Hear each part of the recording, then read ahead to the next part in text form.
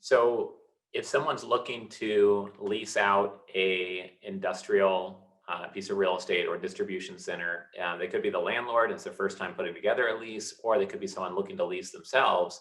What are a few different ways to structure those types of leases in your experience?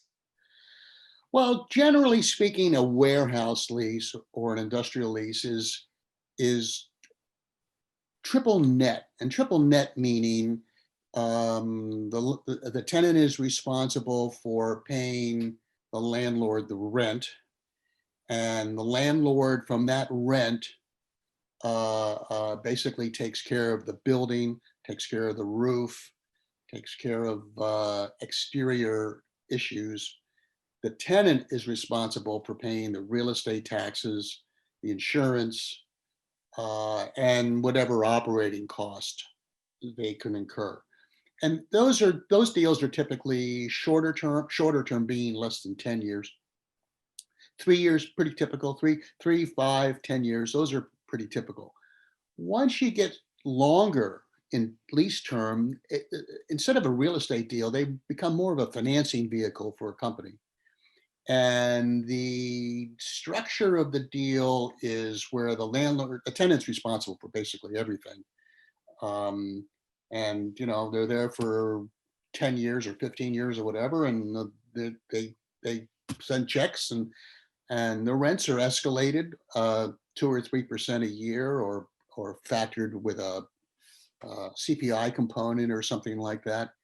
And then there's another hybrid, which is a really good investment for somebody who wants to have a passive real estate ownership. And that is what's called a bondable net lease. And a bondable net lease is when somebody leases the building and they guarantee to pay you the rent for the entire term of the lease, whether the building burns down or there's a war or whatever. It doesn't matter what the reason is. They'll just pay you the rent. And now you're looking at a credit deal with, it's more important than real estate. It's the credit worthiness of the company. And that's typically what you find in smaller buildings and smaller tenants. The landlord tends to be more responsible for more expenses. In a small deal, you don't want the tenant necessarily paying the real estate taxes, because you want to make sure the real estate taxes get paid. In every case, though, the landlord is responsible for paying the mortgage. They normally don't flip that over to the tenant. Right, right. This content was created by commercialrealestate.com. Access our community, investment databases, training, and live events by visiting www.commercialrealestate.com.